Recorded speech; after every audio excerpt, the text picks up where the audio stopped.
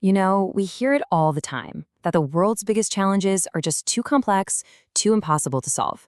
But what if the real problem isn't the challenge itself? What if it's the way we've been trained to think about it? Today, we're going to explore a powerful new way to see our most wicked problems.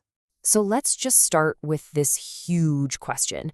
How do you solve a problem that has no single, clear solution? I mean, think about the big stuff, right? Climate change, global poverty. These aren't simple puzzles with a neat, tidy answer at the end. No, there's something else entirely. And yeah, that something else actually has a name: wicked problems. And they're called that for a very good reason. They completely break our traditional step-by-step methods of problem solving. Okay, so what does that actually mean? Well, at its core, a wicked problem is a social or cultural issue that's so tangled up with other issues that it just defies any simple fix. I love this analogy. Think of it like a giant tangled knot of fishing line. You pull on one string thinking you're making progress, and whoops, you've just made 5 other knots even tighter somewhere else. So what makes a problem truly wicked? Well, for starters, you can't even get everyone to agree on what the problem is. There's no finish line, no moment where you can just declare, it's solved. Solutions aren't true or false, they're just good or bad. It's a judgment call. And here's the really scary part: every attempt you make is a one-shot operation with real consequences. And most of the time, you're just treating a symptom of a much, much deeper issue.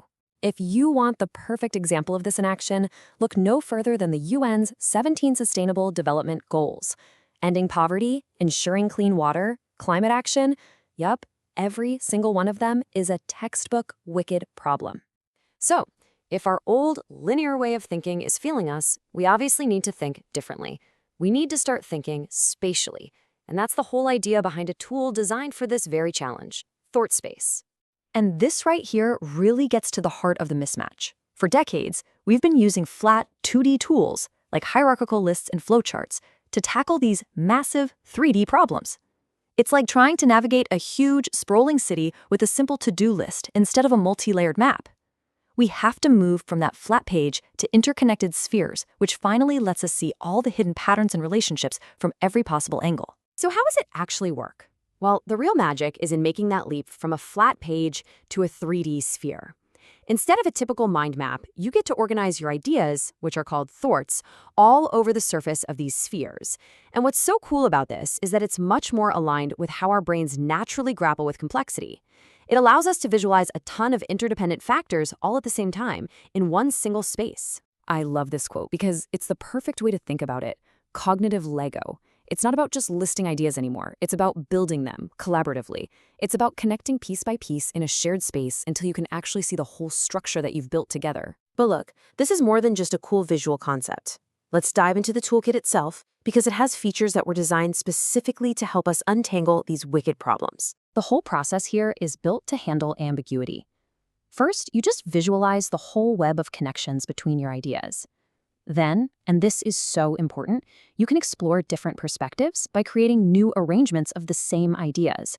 Because with wicked problems, there is never just one right point of view. And finally, there's a feature called a journey, which lets you cut a clear path through all that complexity and build a shareable story that anyone can follow and understand. Okay, so all of this sounds really powerful in theory, right? But you're probably wondering where it's actually been put to the test. Well, let's look at its most significant application so far: mapping the UN's global goals themselves. So, picture this. It's 2015, and the UN adopts the 17 SDGs. The huge question on everyone's mind was, okay, but how do all these goals actually connect to each other? 2 years later, a philanthropist named Edward Hoare used Thortspace to create the first real answer: a visual map of the global goals ecosystem. He even reframed them as our planet's most important plans, which made them feel tangible and actionable for the very first time. So what exactly is this ecosystem? It's the whole web of partnerships. We're talking governments, NGOs, the private sector, civil society, everybody who needs to be involved. By putting it all on a single visual map, Horace's work managed to transform these abstract goals into a tangible, concrete blueprint for global collaboration. Now, having a map is crucial. But a map doesn't pay for the journey, you know? And visualizing all those connections revealed another wicked problem that was hiding in plain sight. How do we actually fund this massive global effort? Just take a look at that number: Over $3 trillion.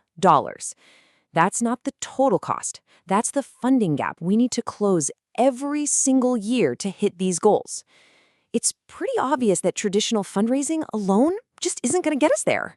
To close a gap that enormous, you have to get the major players involved.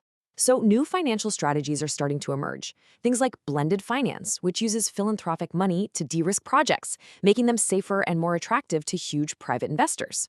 Or matching funds, where a corporation will match public donations to amplify their impact.